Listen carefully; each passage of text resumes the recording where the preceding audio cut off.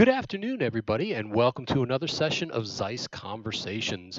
We are going a different route today, something a little different from a few of the other conversations we've had, a little bit more detail, a little bit more conversation about how to achieve that sparkle you're looking for within the frame. We're going to be talking to one of our new photography friends about how he goes about lighting liquids and how you can take some of that information and put it right into your own images as well. So, without further ado, let's introduce Mr. George Mitchell. He's taking the center square today. On his left is, as always, is Professor Kenneth Hines, and on his right is our other ambassador, Tracy Page. I'm Tony. I'm the marketing manager with ZEISS Camera Lenses, and I want to welcome you today. And welcome to you, George. Glad to have you here with us. Hey, thank you so much for having me on. It's good to be here. Awesome. So, tell us a little bit about who you are, what you do, and how you got to this specialty of lighting lenses or lighting liquids, rather. Like liquids, yeah. So actually, I started in photography. Wow, back in 2008. Well, I've always had a camera, right? My Mhm. dad put a camera in my hand at a very early age. He made sure that I always had a camera all throughout high school and college, but I never, took it seriously. Uh, Lost a well-paying job back in 2005, and really took my love for photography to the next level. I still have a full-time job today, but outside of that, I spend a lot of time photographing for magazines or, small clients and things of that sort that are looking to have their products or their beverages and things of that sort um, captured, right? But yeah, from there, I started off with a mentor, so an apprenticeship, and he was a wedding photographer. He still is a wedding photographer. So I started off, doing weddings and was like, I did it for a while. But then I quickly started finding other avenues that I wanted to be engaged in photography.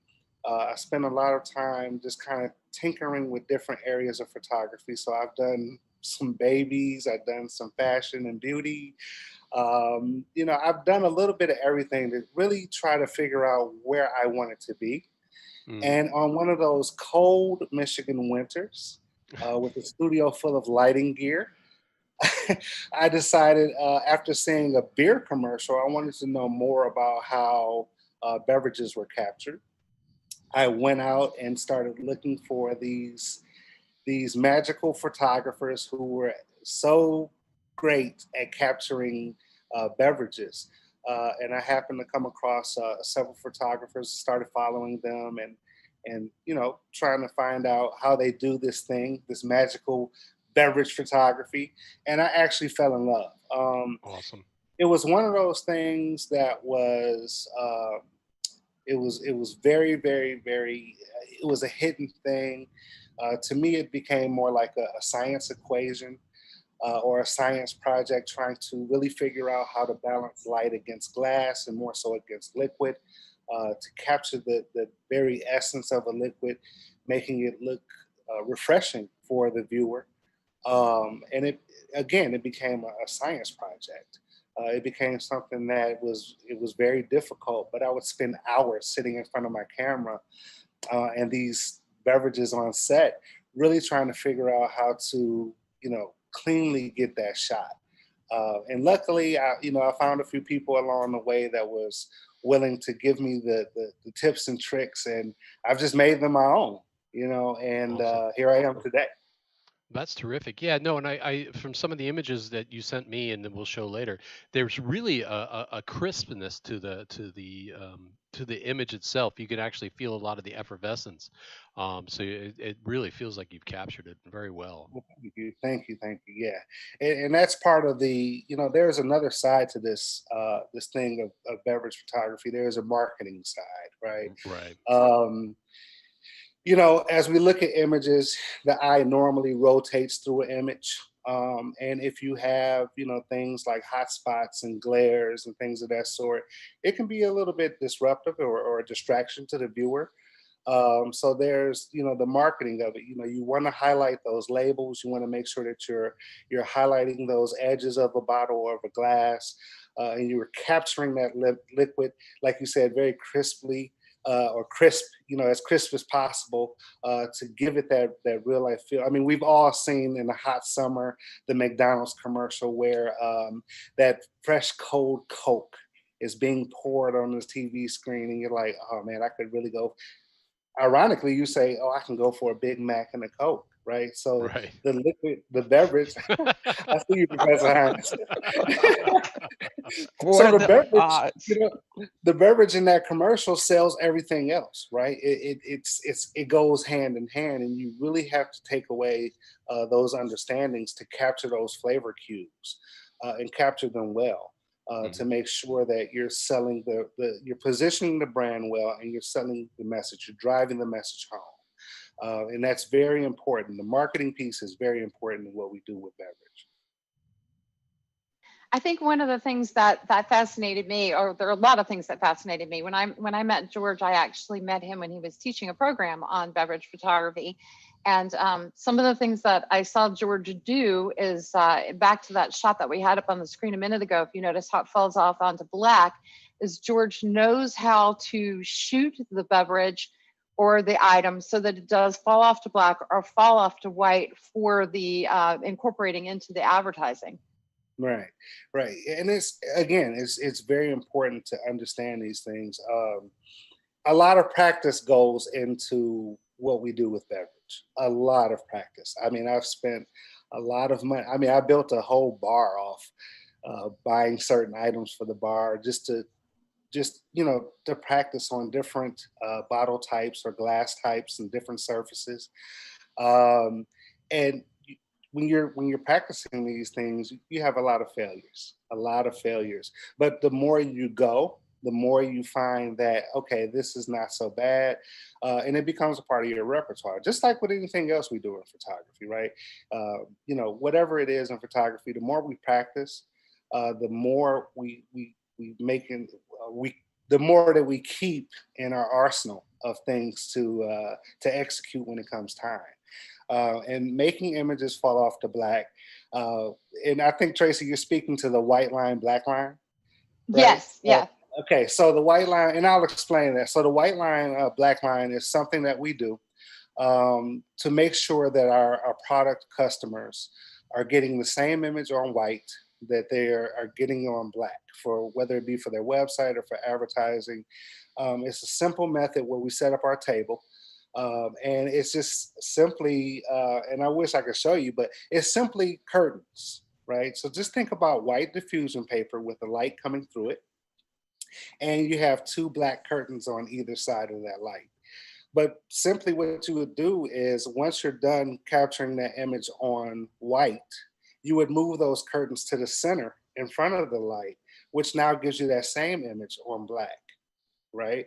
And what it does is, when the curtains are out away from the center of that light, it gives you a black line around your subject or your product.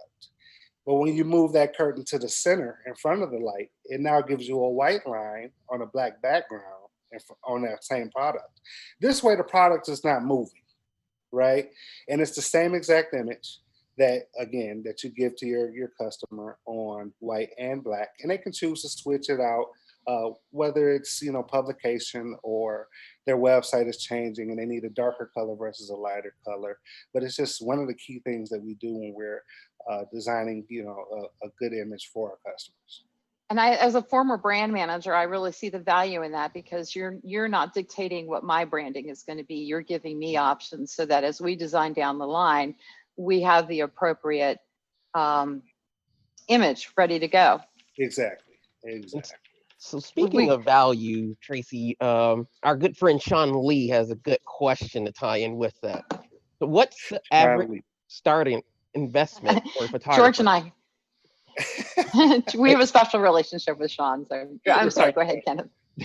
The question is, what's the average starting investment for a photographer who wants to get serious about shooting beverage product photography?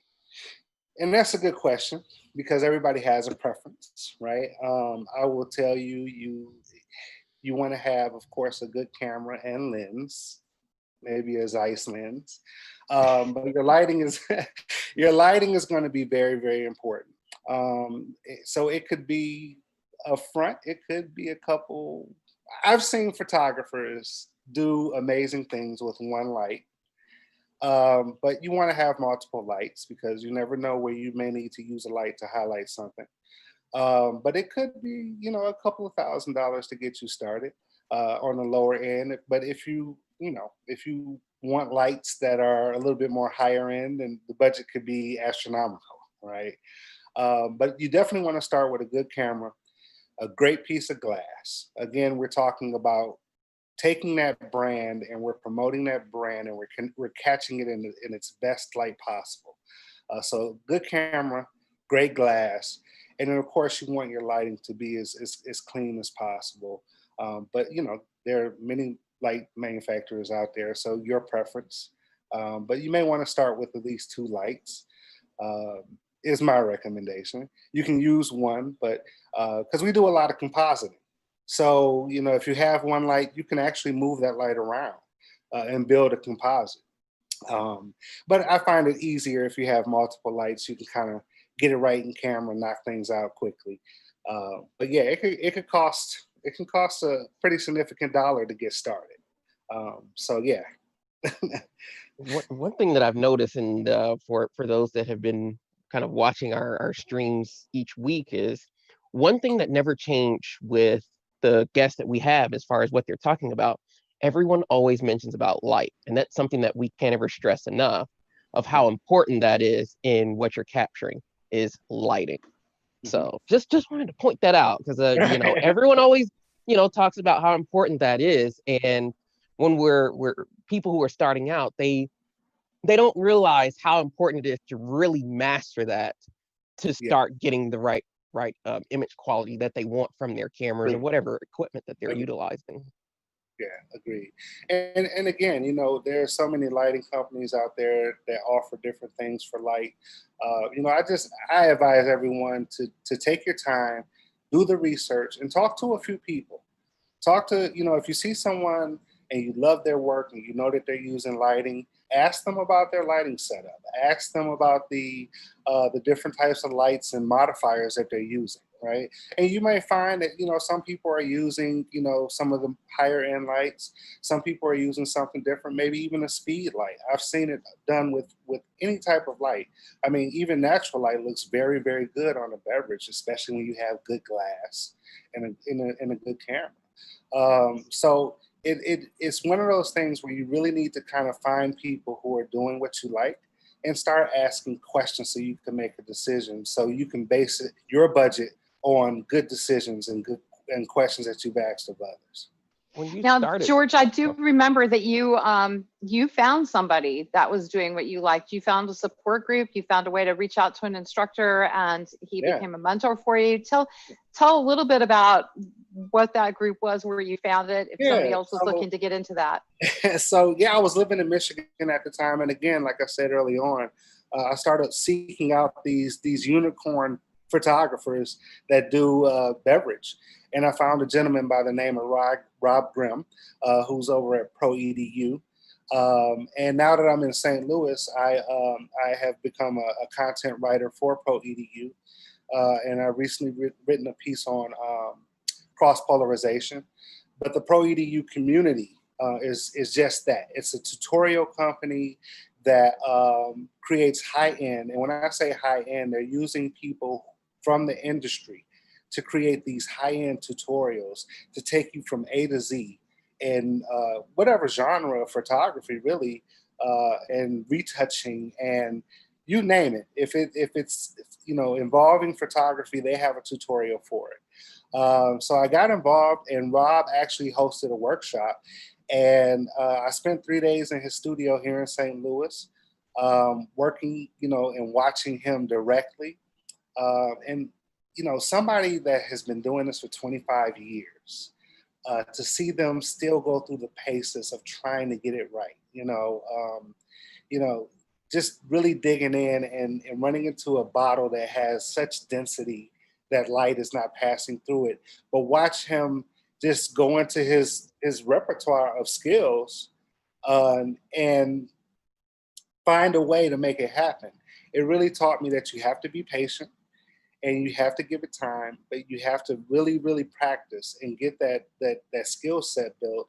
Because when you run into certain situations, through the practice, you have that in your skill set, in your arsenal, to be able to pull out. And it was really something for me that just really took me to the next level. And not only did he show us how to light beverages and product and bottles, but he also talked with us about the importance of marketing and working with brands. And that was really one of the more valuable portions for me, was to have that understanding, because the last thing that you want to do is take a job and you really don't know how to execute well on some of these jobs. One of the things I think you're particularly good at is cross-polarization. And I know you just said that you just wrote an article on that. And I saw you explain the process last year at RockThat in Detroit, and it was very impressive. Take us a little bit through the benefits of cross-polarization and the concept of exactly what it is and what kind of equipment you would use to pull this off. Right. So cross-polarization, wow, where do we begin? So we're talking about linear polarizers, all right?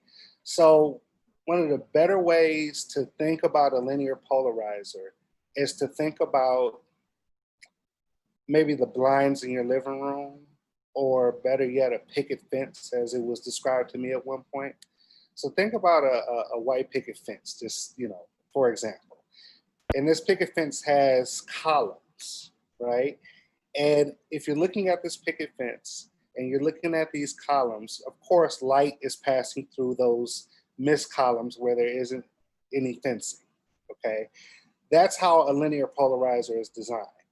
So in order to cross-polarize, you need that linear polarize on a light. So let's just say a beauty dish that's above your set, okay? So in my set, I have a 22-inch beauty dish that has a 30-degree grid in the beauty dish. And then on the outside of that, I've encased a 17 by 22-inch Roscoe Labs linear polarizer film, right? And I've closed it off so there's no light escaping from any edges of the beauty dish. At the lens level, I have a Lee polarizer. It's a 4x4 glass polarizer. It's a linear polarizer, same concept, right? With the columns, that picket fence. And basically what I do is I rotate both items against one another, because we have an image. I did a design of what this looks like. I forgot about that. So if we could pull up that image, basically it's basically the columns are rotated against one another, and it creates a grid. And what it does is it allows what we call light extinction. Crossing those columns against one another, it reduces the amount of light that is breaking through onto your set, and it allows for different glares or nasty highlights that may be, found on the particular subject. It allows that light to be reduced significantly. Now, is it 100% effective? No. You may find times, because we're talking a lot of things at play here. We're talking about distance, proximity from the light to the subject itself. All those things come into play. But I would say 98% of the light that's being, on the subject is reduced. And you can now get better control over highlights and hotspots. The thing to keep in mind is because you're rotating that linear polarizer, or rotating the two polarizers, one at the beauty dish and one at the lens level, against one another, what you'll find is you're really gonna have to composite that image, because sometimes as you're rotating those polarizers, you're gonna be darkening certain areas where you may need highlights. Or you may find that, there's more light in a certain area when you're rotating those against each other. So you just have to be mindful as you're going through that process to really look at your subject and really see where the light is falling and where you want that light to be extinct. So it's kind of like when we talk about light painting and you have to end up with a composited piece, you're really not going to successfully, in most cases, be able to get this all in camera. You're going to come close, but you're still going to have to do some editing or compositing to get out those to get the tones, even the definitions, and the extreme light that you just can't cross polarize out. Correct. And you know, the other thing is too, because today there's not a company that makes, well, I shouldn't say that. The Lee filters that are on the lens, the linear polarizer on the lens, is a different material from the linear polarizer film that's at the beauty dish. So you lose some contrast there. You could find some color shifts. So we use, in beverage photography, because you're under these strobe lights, we use acrylic ice. And what I found is you can get browning, like a browning or a color shift. You can start pulling out light spectrums from that acrylic ice because you've shifted that polarizer in such a way. As a matter of fact, the lead image that we use to promote this conversation, you can just a little bit see some of that discoloration in the ice cube. Where we've kind of, changed the polarizer around a little bit or turned it and rotated against the other polarizer, and it started creating this dark spot on the ice cube. And we were able to recover it, but you have to notice those things when you're going in and you start cross-polarizing, because it can dramatically change the effect of some of the pieces of your image. So yeah, you do a lot of multiple turns, and then you bring it all together in one composite to make sure that it looks perfect. Sounds like there are a lot of details to watch. Yeah. Oh yeah. When I first started out, I would list those things just to make sure that I was hitting those points, because the last thing you want is to get to the end of the shoot and you're starting to build your composite and realize, oh, I missed that, and I need to now reset this whole thing and start again. So yeah. Now this might be a little like naive question, because I'm new to this, so I'm learning as our community is learning with this, and so I'm kind of trying to see how it compares with things that I do, like in landscape photography. Mm-hmm. So the filters that you're utilizing, is there an importance there in terms of how color neutral the filters are that you're utilizing, or is that not something that's a big deal in that sense? No, it is a big deal. You want to make sure that you're using, and I always recommend using the better filters. I always use Roscoe. I always use Lee. They're two different materials, so yeah, you get the difference in contrast. You get the color shifting, and that's simply because they're not bad filters. It's just they're two different materials working together, right? So I always tell people to spend a little bit more money on your polarization. Because you want to make sure that your color is as accurate as possible, right? And I've used some other polarizers that weren't so great, and it creates a little bit of a mess when you're trying to, especially when you're compositing, right?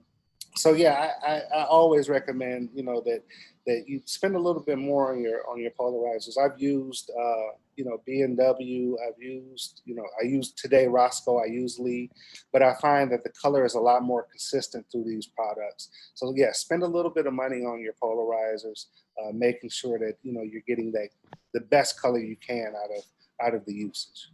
Now, in terms of talking about the value and the equipment and the gear that you're utilizing, when you first started doing this, were you using gear that was different then as opposed to what you're presently using? From the sense of, are you using a better camera? Are you using better lenses? What are the differences from when you first started doing this up until now? The major difference is the skill set and the time I've put into it. I've always been a fan of, if you give me anything, I'll make it work. Right. But what I will tell you is when I started doing this, wow, I was using a Canon. I was using the Canon 7D to start. And I did upgrade. Being recorded, so I no you comment. just keep it there. Right. But I did upgrade my camera I went to full frame. I did it I purchased new glass, right? I purchased professional glass. And then the quality of light. I did, invest in new lighting.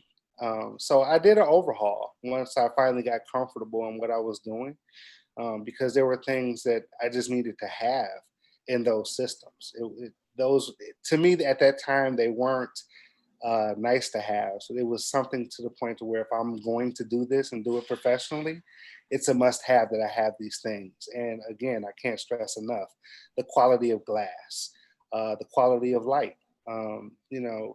When it comes down to things like flash duration, you want a light that can stop down low enough to where you can capture those splashes, and they're sharp and they're crisp. And again, they're appealing to your audience, to your viewer. So I had to have lighting that worked for me. And I actually purchased the Paul Buff Einsteins.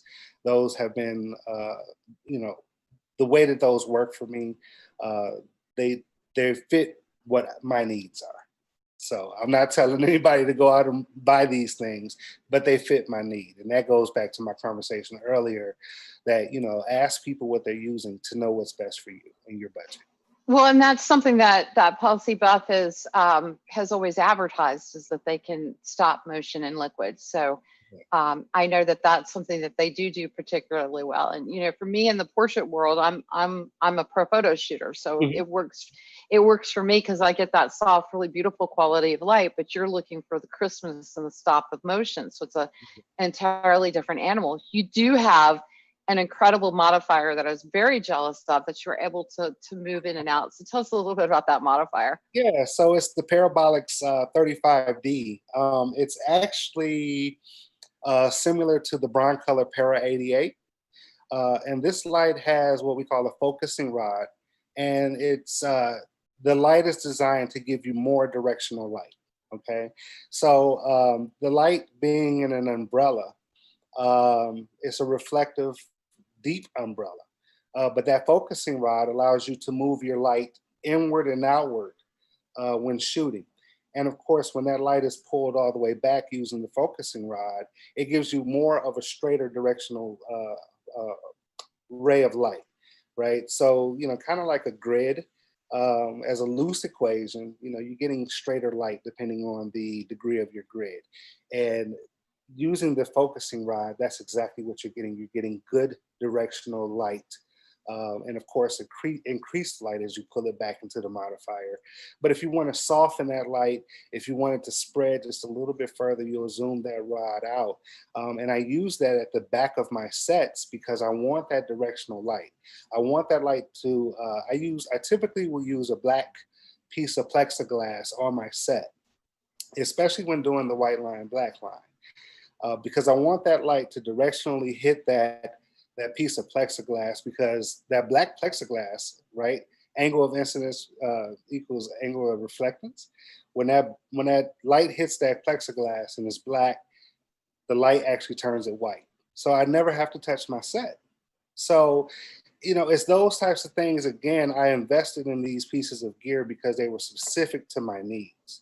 And yeah, they cost a little bit, but at the end of the day, if you're getting into this professionally, you want to have the right gear that's going to work consistently, to make sure that you're putting out a consistent product from your studio every time. Hands down, it has to be consistent, especially doing what we're doing. I know that you said that the Cadillac of that particular modifier was the Broncolor, but what is the brand again on the one that you found? The Parabolics 35D, and it's Parabolics with that. Yeah, yeah. Okay, and for California. So for anybody looking for it, you're looking for that focusing rod in the modifier that right. lets you zoom in and out. Right. And he is using this along with his cross polarization to achieve what he's doing. Exactly. Yep. One thing you mentioned that I talk so much about is you mentioned the consistency. And as far as with what kind of care and level of detail you have to have for your work, that's even more essential for what you're doing, because, everything has to be 99.9% identical, Right. basically. Right. And a lot of people, especially those that are getting started out, they might not really see that until they actually get something that's of higher quality in their hands. They'll just think, oh, well, this is fine. It seems pretty good. But that's because that's all that they know at that current time. Mhm. And it's like once you get the gear that is right for your job, once you have the best for what you're doing, you don't have to replace it. You Right. keep that gear. Right. Right. And, and to your point, there are a ton of images that you all will never see because I'll shoot them and I'll say, no, I'm not gonna put that out. And again, it's because you want to constantly put out that same quality of work. And if it's not better than the last, then no, it's not going to happen. But yeah, to your point, once you get the gear that really fits your needs, there's no excuse not to stay consistent. Absolutely. Sean Lee had a question again. You kind Okay, of touched on this a little bit earlier. Looking at your photos, they look awesome. Are thank you you. using real ice cubes? No. There's nothing wrong with using real ice cubes, but just be prepared that you're going to have to replace things, especially when you're dealing with brown alcohol. If you're using real ice, you run the possibility of diluting that beverage. Yeah, that's true. I like bourbon, and one of the things that bourbon drinkers look at is the color of what we call the juice, right? Um, and if you dilute that for the brand, this is going back to that marketing piece.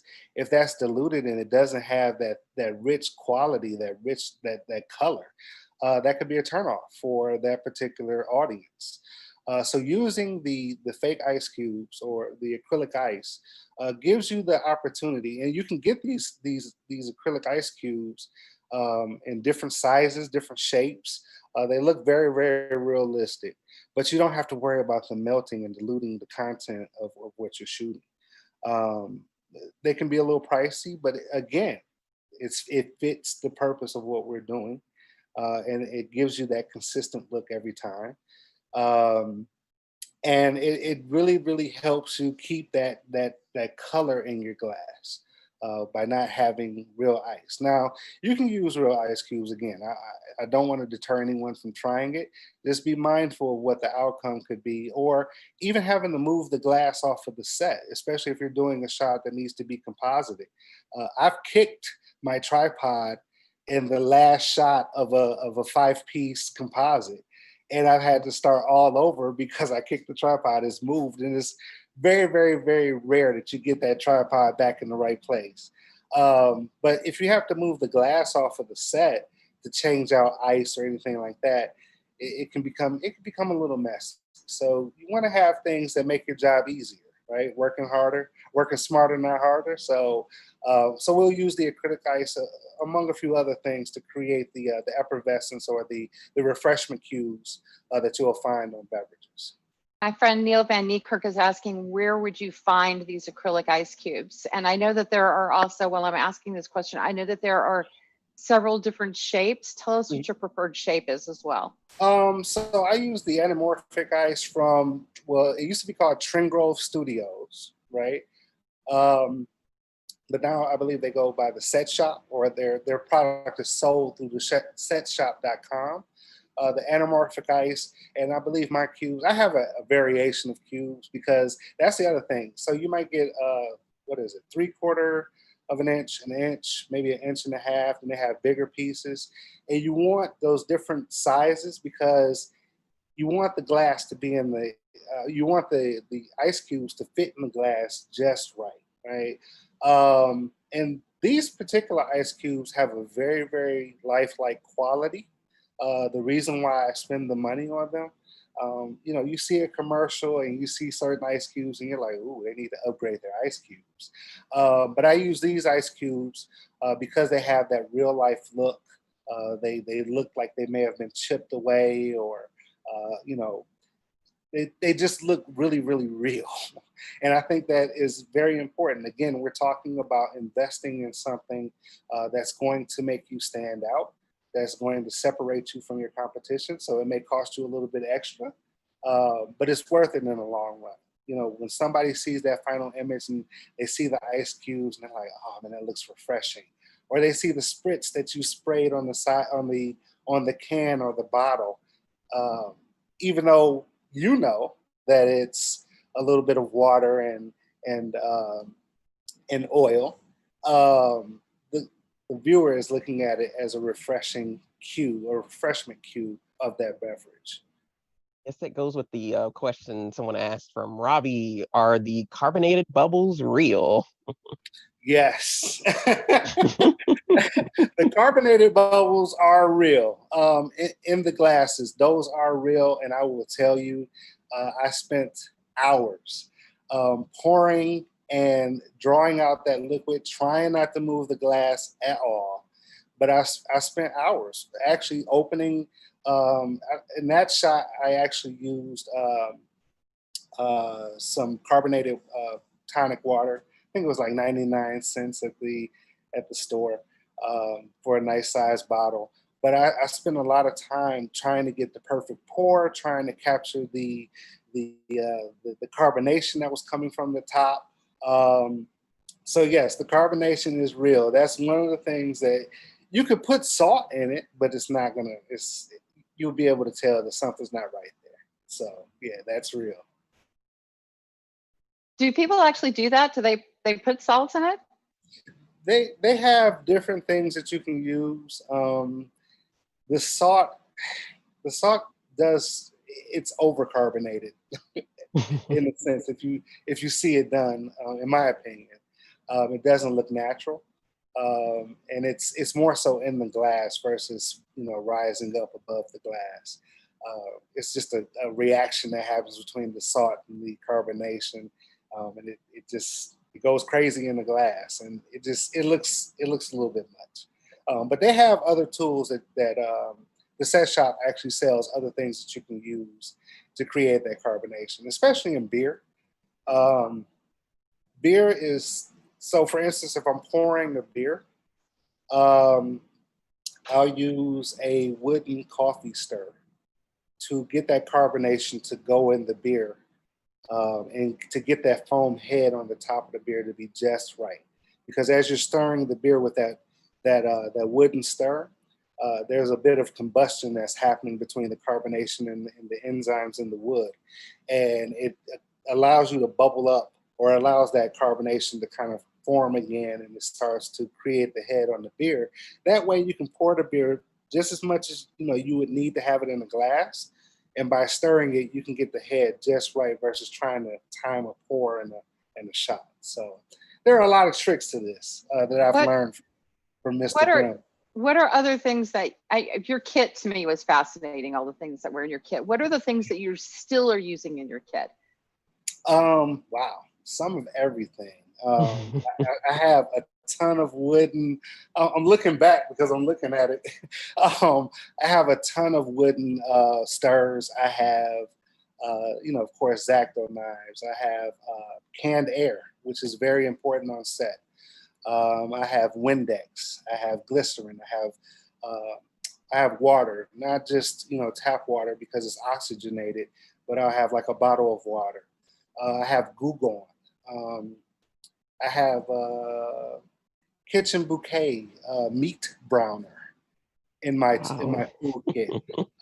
We use that to sometimes to create liquor, tea, coffee. Some of these things have oil in it. So if you're photographing under lights and you start getting oil spots in your beverage, it looks murky. So sometimes using a meat browner and a little bit of water you can make a fake beverage or a fake tea or coffee and not have to worry about the oils, being reflected in the light. So I have a ton of things in my kit. I have, plastic straws. I have, you name it. I have clothespins. I have some of everything in there. And of course I have gold cards, silver reflective cards, white cards, black cards. I have a ton of things. If I'm in a restaurant and I run into a jam where I need to reflect light, I have those things with me in my food kit just to make sure that I'm executing and getting that consistent look out of the images that I'm creating. That's awesome. So I forgot what my question was. I'm too young for that. I really am. Oh, I know what my question was. So as far as what you've shot, has there ever been a specific drink or a kind of shot that has ever been a challenge for you? Like, has there ever been something that's just outright difficult to do? Everyone. You know, I gotta ask the question, Tracy. Yeah, no, I'm just saying that George takes everything so seriously and meticulously. I can see that every single one is a challenge to that level. I don't see you doing anything easily. Yeah, you know, certain things do become easier because you go through these processes and then you have them in your arsenal. But I mean, even the shot that I'm working on now, I'm having, you know, light appear at the top of the bottle and not in the center, and the light is down toward the bottom of the bottle. It's because you're working with multiple, so it's a round bottle, but it's really kind of four-sided, right? So every shot lends a different challenge. And to be very honest with you all, that's why I love doing this. It's not the same mundane routine of, oh, I'm going to go in, I'm going to knock this out, and I'm done for the day, right? I still, you know, after all this time, I still will set up the night before, and I will just light the glassware, stage the glassware. And then the next day, you know, I'll actually start pulling together the shot. I still go through those paces because you never know what you may run into. So yeah, it's that scientific challenge. You know, how am I going to stop this light from bleeding through the other side? Or it's those things that keep me going, that keep me interested in this, and just keep me. I don't like to lose. I do not like to lose, and sometimes these reflective surfaces can challenge you, and I love it. I absolutely love it. You mentioned the gold card, the silver card, white card, black card. I know what they're for because I've seen you do it. So, but tell us a little bit about what you're using those for. Yeah. So, well, so I have the Balvenie 12 shot. That shot to get the highlight in the glow of the juice in that bottle, we'll use a gold card. Just behind the bottle, we'll capture the light that's coming down from the beauty dish onto that gold card that's behind the bottle, and we'll reflect that gold light to warm the juice or give it that warm glow inside the bottle. Does it happen right off? No, you really have to manipulate that card and trying to catch that light. And then of course that beauty dish above your set is polarized, right? So you're not getting all the light coming into that card. So you really have to work with it and fuss with it just a little bit to get it to reflect properly. And it's very important to use. So for instance, if you have gold foiling in the label of a bottle, you want to use a gold card to really bring out that gold foil. Because if you use something like a white bounce card, it may dull the gold in that label. So, you know, even with the silver card, sometimes silver can give off a cool reflection versus the light that you may be using. So you may decide to use a white card. And of course, the black cards are going to, you know, stop light and sharpen edges and things of that sort. But you want to have those things in your kit because it's important that, you know, if you're in need of that additional light, you can reflect it. Again, back to the lead image that we use to promote this event or this conversation. I used one light to capture that glass, and the rest of the highlights on the edges that you see, you know, on the sides and at the top, the light that's being pushed into the lemon peel on the edge of the glass, that's all being done with a white card. Because I'm capturing that light that's coming from the beauty dish at the top, and I'm pushing it back into or back onto that subject and creating some really soft edges, some really nice gradients, or I'm pushing that light back into that lemon peel just so you can really see the texture and get an idea of the freshness of that lemon peel. Someone has a question from Larry McGill. Are you using a glycerin mixture for your condensation most of the time, or is it generally natural? Most of the time is definitely a mixture of glycerin and water. Again, it goes back to control. Um, sure, I could dunk a can or a bottle into a bucket of water or a bucket of ice and pull it out. But under the hot lights and just being out in the open air, eventually that falls off and it doesn't have the same look, or it's running a little too much down onto your set table. So the glycerin in the water offers you that additional control, right? It spritz out. You can get big droplets. You can design your mixture to give you small droplets. You can even buy artificial ice. What do we call that? Ice Like that you can paint onto the bottle to make it look as if it was like in a a frosted, yeah. right, right. It's called crystal ice. You can buy that and you just put it in a little bit of water and let it sit and it expands, and then you just take a paintbrush and you paint it onto your bottle. The key thing with that though is you have to prep your bottle, because if you're using liquids to create this condensation on the bottle. So you have to spray your bottle the night before or 2 days before with a gloss primer to protect the label so it doesn't start warping or bubbling or even losing its look to the water that has gotten into the glue on the label. So I'll prime that bottle with a gloss spray paint, and then a day or two later I'll start painting on the crystal ice. I'll spritz it down with a little glycerin and water, and then at the end result is you have this very wet looking beverage that everybody wants. And you did have just an important point I want to point out. I know we've got a couple of questions, but before we get to them, when you talk about salvaging the label, making sure that it doesn't get too wet, and also we talked about bouncing the gold into the label to make it warmer if it was a gold tone or however the label read. One of the things that George pointed out to me when I saw him speak was that your label is your hero. And that has to come across so cleanly and clearly, almost like to the sake of everything else. You've got to make sure that you're hitting that hero on that label. Yeah, so you have to remember, brands spend a lot of money designing logos and labels. For a lot of people, that's what attracts them to that particular brand is something about that messaging.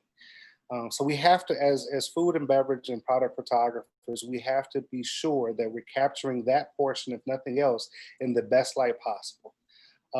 It's very important that we do that.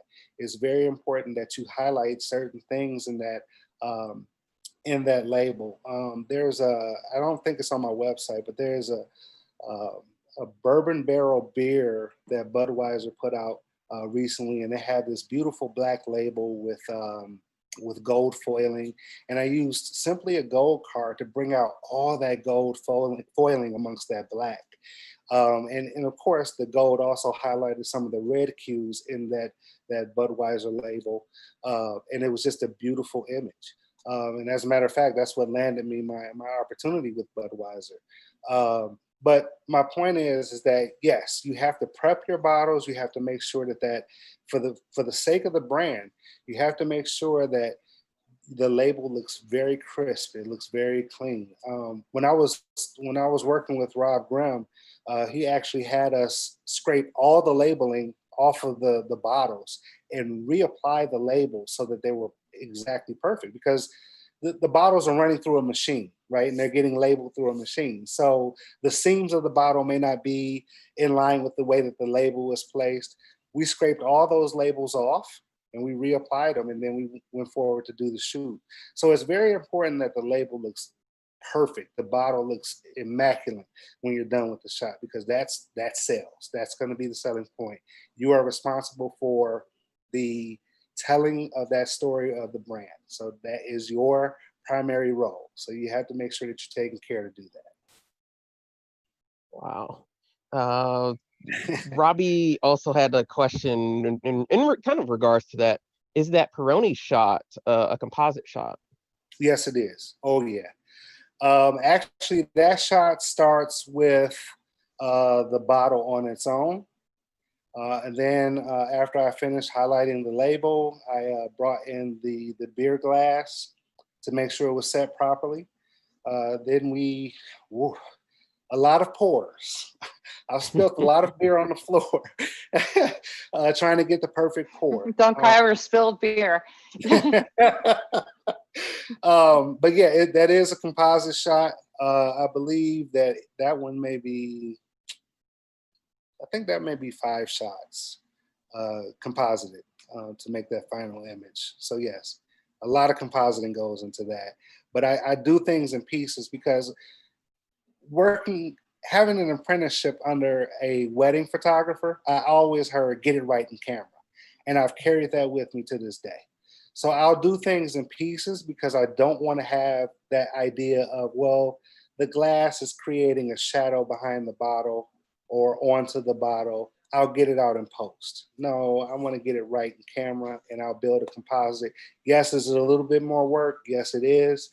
But at the end of the day, it's a much cleaner image when you do it that way. Yes, we talked, Tracy and I, that's something we definitely love, is getting it right in the camera. That Yes, you can't stress that enough. We keep harping on that. Right exposure, right white balance. I mean, it's all these things make your life so much easier if you get it right in camera. Amen. Amen. Because, that brings, when you are, in post work, for a specific project or image that you're working on, how much time do you actually spend on just one particular, like one set photo? So now I have a retoucher that I use consistently for my shots. But it could take me a couple of days. Wow. Me personally, yeah, because especially when you're cross-polarizing, you're changing so many things as you rotate the polarizers against your subject, right? So, so I'm working in Capture One, and I'm looking for that color consistency after the shoot is done or during the shoot. But when I'm done, I'm really working to make sure that everything is aligned and everything looks almost exact as best as it can. And then when I export into Photoshop and I start building those different layers and mask and compositing, it takes a while, because you may have a very small portion here, and you're putting the pieces together. It's a puzzle. You're putting those pieces together, and it takes time to get it as neat as possible. And even today, I will start that process of building that composite in Photoshop. This way, when I hand it over to the retoucher, she can quickly do certain things that I need to have done and get it back to me, finalized. That way I can go forward and make sure the client gets things in time, or I can post it, whatever, if it's a portfolio shot. But yeah, I do believe in handing those things off and giving it to the person that specializes in that, because they're always going to have that one little trick I don't have. Even though I've tried to learn them all, it's just so much. It's so much. But I do enjoy working with my retoucher. She's awesome. And she's to the point now where she knows what I'm looking for. So every time I get something back, I'm like, wow, it looks awesome. But it can take a while to build those composites and to really make sure that you've hit everything across the board. And working with a retoucher, I've yet to ever get to that point, because I had a friend that once told me that if I ever got married, she feels very sorry for who my wedding photographer is going to be. And so I asked her, why is that? She said, because you're so detail oriented, that you're so specific. And so it's like, in working with someone as a retoucher, they really have to know your style, what you want to, because they didn't take the picture. They weren't there on that shoot, Right. but they still have to have the kind of same mindset that you did on that shoot to carry on your whole vision for that, and what the client needs, and ultimately what you need for your work. And so that's, having that a great relationship with someone that you trust to do that is very, Right. very important. Yeah, and she's a photographer as well, so she understands lighting and photography, which makes the relationship even better. And I still give her extensive notes in Photoshop. I'll put those little notes on certain areas of things that I want to make sure that we cover.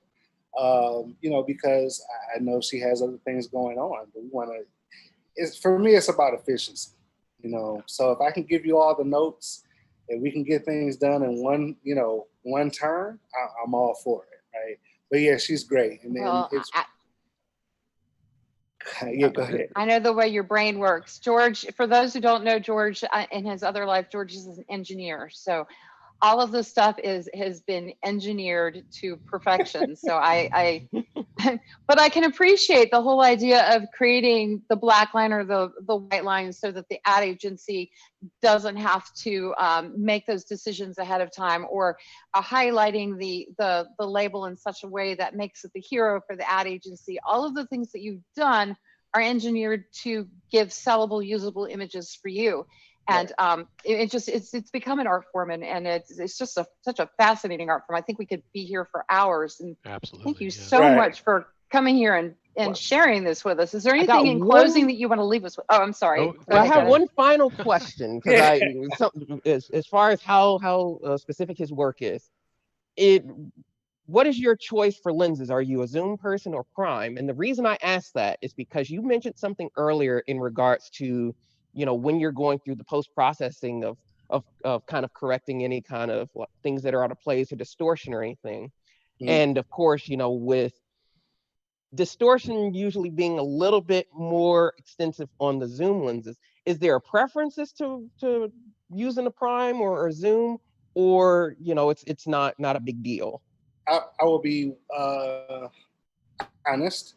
My preference is a 100 millimeter because of the compression there. Um, as a matter of fact, the Balvenie image was done with a 24-70. And I didn't have too many issues with that, but to your point, yeah, there are some distortions that happened there that did cause me a few issues in post.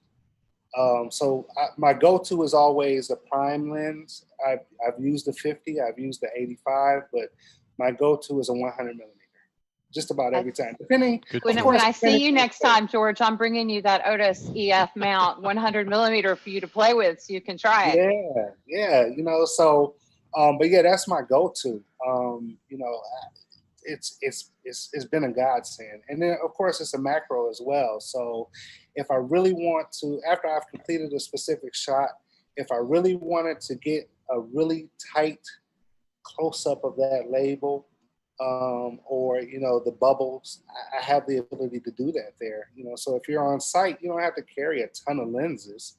You can just carry those favorites, and the 100 millimeter is definitely my favorite. Hey, Mike South has just chimed in with how many megapixels are enough.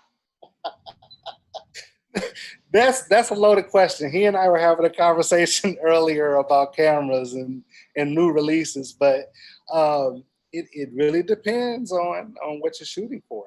So you may need 100 megapixels or more depending on what you're shooting for. So will we get to see you at Rock Fountain June? Are you going to talk about this again? Yeah, I've been speaking with Sean constantly. He's like big brother, and he's great. He's awesome. He's opened a lot of doors for me, and I thank him for that. And he definitely has asked for me to make sure that I make it home for that conference. Hopefully post COVID, so we can kind of get back to some normalcy. Right. So I would definitely be seeing you there, Tracy, and I'm looking forward to it. Definitely. June 17th and 19th. I'm looking forward to seeing you too. Thank you so much for coming on with us today to have this discussion. No, thank you all for having me. It was definitely a pleasure. It's great to be on. Thank you so much. Yeah, our pleasure, George. It's always just a lot of fun to talk to a detail-oriented person as yourself. I mean, it's always the work comes down to the devil's in the details, and talking with you and discussing just how specific you take the art is really just a fantastic conversation, and we thank you for it. And thanks again to Kenneth and Tracy for leading the Yeah, conversation. George, we appreciate you being here. We look forward to seeing you live, hopefully, once yeah. we're out of this pandemic. Look So, forward to it. Look and forward. thanks to everybody else who joined us on this conversation. We had a great time talking and learning some specifics here from George. Really, some fantastic information, especially about lighting and how to put it all together. And some I learned a few things too about where I can get some fake ice, so that I feel some pranks coming on in my life. So thanks to thanks to everybody. We're glad you're here. We're glad you're staying with us. We love you every week. And hey, come on back next week. We'll have another great conversation here again on ZEISS Conversations. Thanks and bye bye now. Thanks, everyone.